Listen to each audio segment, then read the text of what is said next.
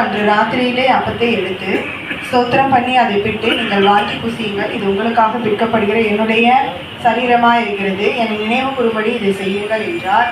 போஜனம் பண்ணின பின்பு அவர் அந்தபடியே பாத்திரத்தையும் எடுத்து, இந்த பாத்திரம் என் இரத்தத்தினாலாகிய புதிய உடன்படிக்கையாக இருக்கிறது, நீங்கள் இதை பானம் பண்ணும் போதெல்லாம் என்னை நினைவு கூறும்படி இதை செய்யுங்கள் என்றார். ஆகையால் நீங்கள் இந்த அப்பத்தை புசித்து இந்த பாத்திரத்தில் பானம் பண்ணும்போதெல்லாம் கர்த்தர் வருமளவும் அவருடைய மரணத்தை தெரிவிக்கிறீர்கள். ஆமேன், ஆமேன்.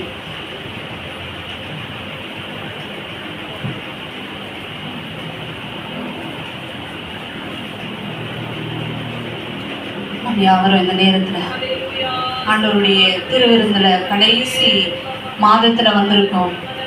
கர்த்தர் நமக்காக உண்டாக்கின இந்த உடன்படிக்கையில நம்ம உட்கார்ந்துருக்கும் பொழுது எப்படிப்பட்டவர்களா இந்த இடத்துல நம்ம உட்கார்ந்துருக்கிறோம்னு சொல்லி ஒரு நிமிஷம் நம்மளை நிதானித்து ஆராய்ந்து பார்ப்போமா?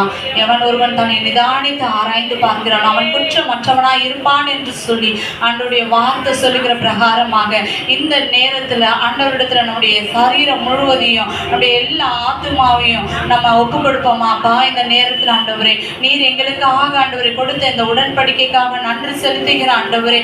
அப்பா ஆண்டவரே, விசேஷமாக இந்த நேரத்துல நான் என்ன ஒப்பு கொடுக்கிற ஆண்டவரே, ஆண்டவரே, எல்லா ஆண்டவரே கரைதரை பாவங்கள் எல்லாவற்றையும் ஆண்டவரே, அப்பா நீ சிலுவையை சுமந்த ஆண்டவரே, உடைய வேறு பெற்ற ரத்தத்தினால ஆண்டவரே, அப்பா நீ கழுவி சுத்திகரித்த அந்த அன்பின் நிமித்தமாகத்தான் இன்னைக்கு இந்த நேரத்தில் ஆண்டவரே, அப்பா இந்த இடத்துல உடைய திருவிருந்தில் ஆண்டவரே நாங்கள் நீ உட்கார்ந்துருக்கோம்ப்பா.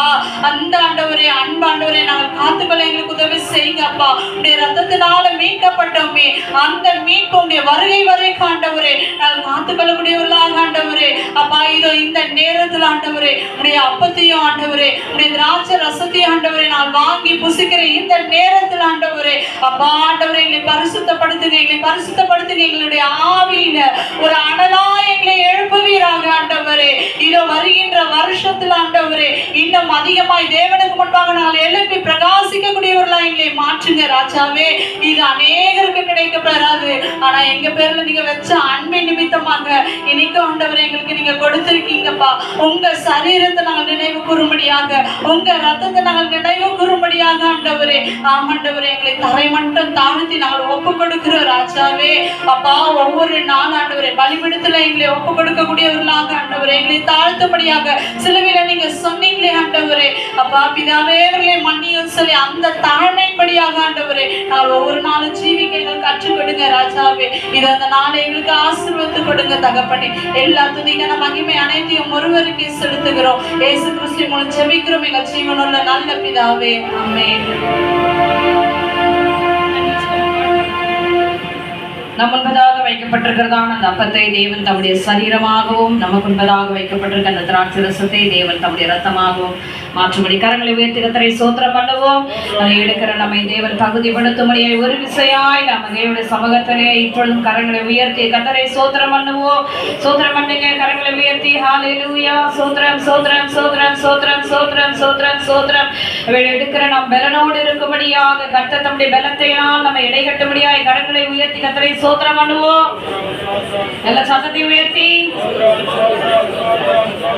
ஆலயத்திலே வாய் திறக்க முடியல, வீட்டில் எப்படி ஜெபிக்கிறீங்களோ கர்த்தாவே எங்களை தகுதிப்படுத்துவீராக தெய்வமே, அவருடைய கரம் எங்களை நடத்திட்டமாமே. ஊழியக்காரர் கொடுத்து வருவேன், நடுவில் வழி விட்டு உட்காருங்க. பிதா குமாரன் பரிசுத்தாவின் நாமத்தினாலே மூழ்கி ஞானஸ்தானம் எடுத்தவங்க மட்டும்தான் உட்காரணும். சிறு பிள்ளைகள் நேரத்தில் எடுத்தவங்க எடுக்கக்கூடாது. ஞானஸ்தானம் இது திருவிருந்து, குழந்தை ஞானஸ்தானம் பெற்றவங்க உட்காராதீங்க.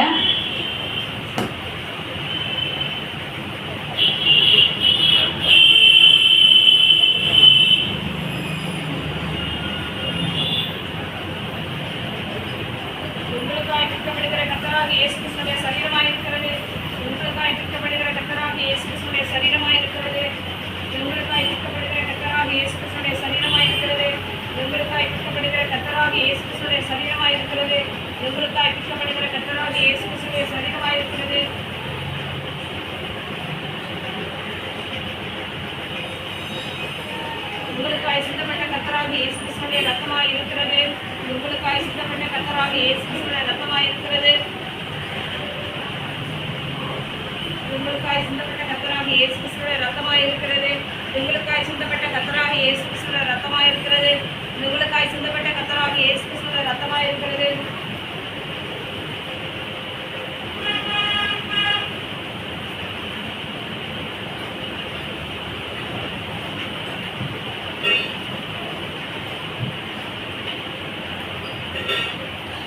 கல்வாரியே கல்வாரியே கண்டு மனம் உருகலையோ கல்வா